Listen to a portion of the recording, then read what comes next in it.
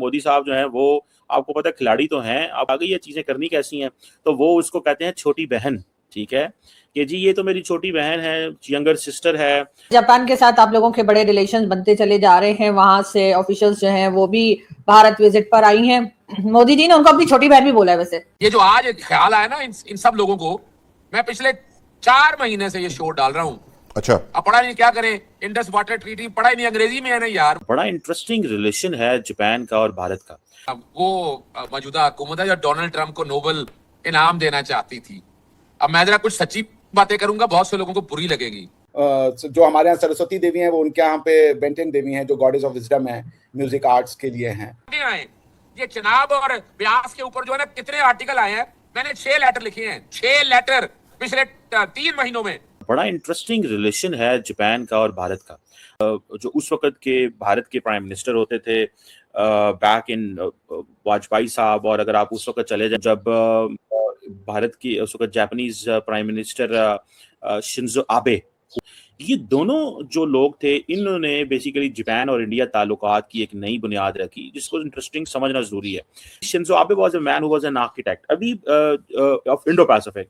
अभी पीएम सनाई जो हैं थकाची, जो पीएम मोदी से मिलने आई हुई, राइट विंग हैं, काफी दाएं बाजू की हैं, और वो बातें जो कर रही हैं की बात करते हैं एनर्जी, इकोनॉमिक सेक्टर, ये वो। हम ये समझते हैं कि अगर अमेरिकन इंडो पैसिफिक से बाहर भी निकल जाएं तो फिर भी हमें क्या फ़र्क पड़ता है, वो इंडो पैसिफिक के अंदर ही रहेंगे।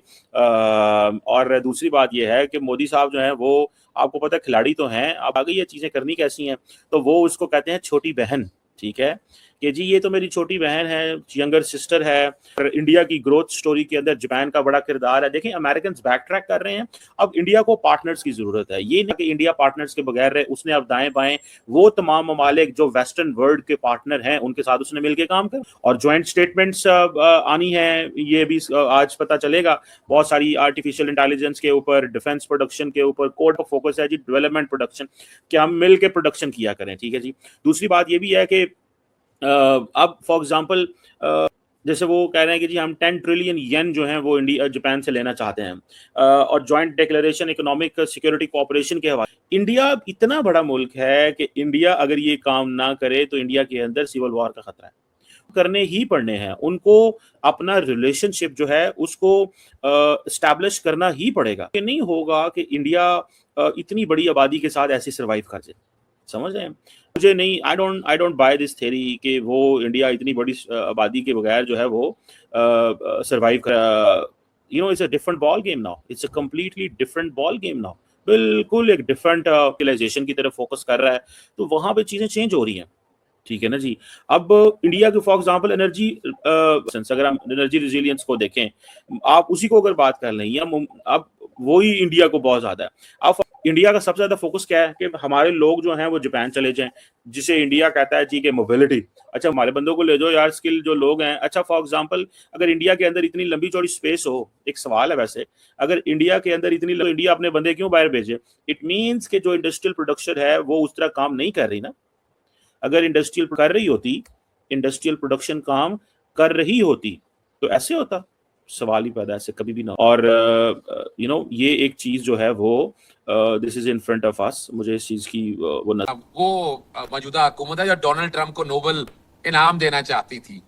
अब मैं जरा कुछ सच्ची बातें करूंगा, बहुत से लोगों को बुरी लगेगी। ये जो आज ख्याल आया ना इन सब लोगों को, मैं पिछले 4 महीने से ये शोर डाल रहा हूँ। अच्छा, अब पढ़ा नहीं, क्या करें, इंडस वाटर ट्रीटी पढ़ा ही नहीं, अंग्रेजी में है ना यार। वो अपना नहीं, ये पढ़े लिखे मिनिस्टर आज प्रेस कॉन्फ्रेंस कर रहे थे, उन्होंने पढ़ा ही होगा। मैं अभी नंगा करने लगा उन्हें। अच्छा। मेरे पास सबूत है इस बात के, अंदाजा लगाएं। इंडस वाटर ट्रीटी के तहत है, इंडस वाटर ट्रीटी के तहत है कि इंडस वाटर कमिश्नर परमानेंट तैनात होना चाहिए। बहुत पढ़े लिखे आदमी भाई, मैं बड़ा अच्छी तरह जानता हूँ उनको। तारड़ साहब भी वो गैस की मिनिस्ट्री में क्या कुछ करते रहे, छोड़े पढ़े लिखे का मैंने चार्ट डालना, पढ़े लिखे का चार्ट डालना है। सुने जरा, अब सुने जरा, ये भाई इन पढ़े लिखे साहब की बात करने लगा हूं। इनके पास 3 सवाल छोड़ता हूं। बताएं इंडस वाटर कमिश्नर का जो कमिश्नर है वो परमानेंट क्यों नहीं तैनात किया? 2 साल हो गए उसको, 6 महीने से लगाऊं। मैंने पिटीशन फाइल की है इस्लामाबाद हाई कोर्ट में, वो जवाब मांगा। आप गौर सुने ना, वो 9 जून को रखा। 9 जून को इन्होंने कहा जी बजट पेश होना है जी, हम कुछ नहीं कर सकते। 23 जून को रखा, और आज समाप्त थी उसकी। तो मैंने उन्हें कहा उन्होंने कहा ये अभी तो कुछ नहीं कर रहे। ये मैं आपको बता रहा हूँ, इनकी अपना अंदाजा लगाएं, इनकी सिलसिले आए।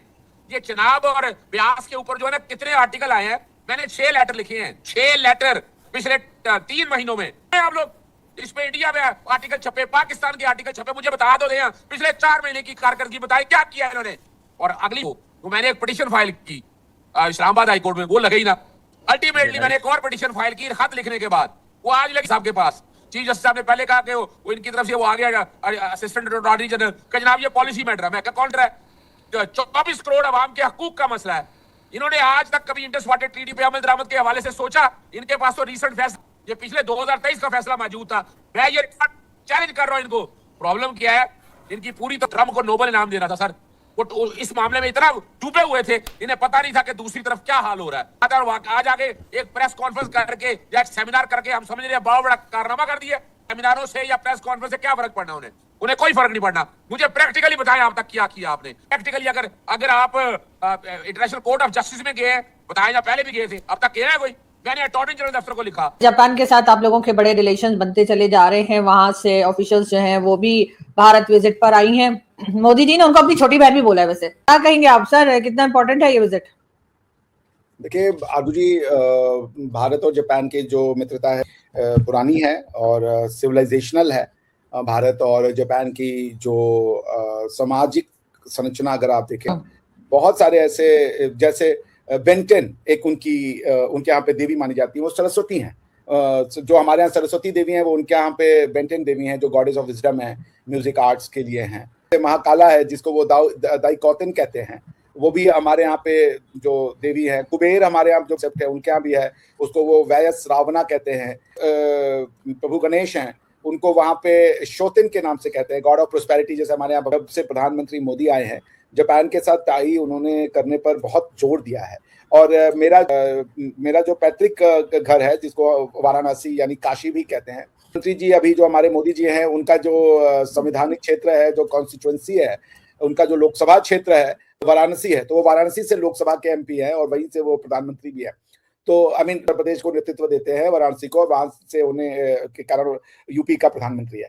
तो मैंने एक बार एक कहानी सुना था, कोई जापानीज प्रोफेसर स्कॉलर बता रहा था कि एक जब ये जो आबे साहब की जब डेथ हुई ना, उनको, आपको पता है, उनको एक आतंकवादी ने गोली मार दी थी, मतलब कोई टीवी शो था उसमें। शिंजो आबे साहब की डेथ हो गई थी और उनका ना 40वां या 50वें दिन पे लोग एक प्रोग्राम करते हैं। उसमें उन्होंने बताया कि हाउ प्रधानमंत्री मोदी जी ने उनकी वाइफ को जिस तरीके से ह्यूमन टच दिया, पकड़े, उनके हाथ पकड़े उनको, मतलब उन्होंने कहा कि एक वर्ल्ड लेवल का नेता जो था, उसने एक होमली ट्रीटमेंट दिलाया, जिसका बहुत इम्पैक्ट पड़ा एज अ जापानीज उनके ऊपर, कि कितना उनके अंदर मानवता भरा पड़ा है।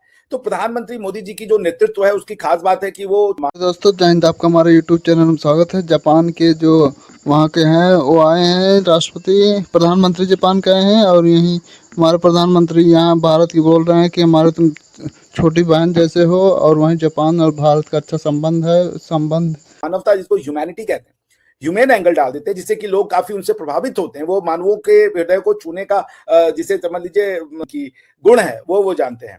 तो उसको देखते हुए उन्होंने शिंजो आबे साहब के साथ मिलकर के भारत में बहुत सारे जो प्रोजेक्ट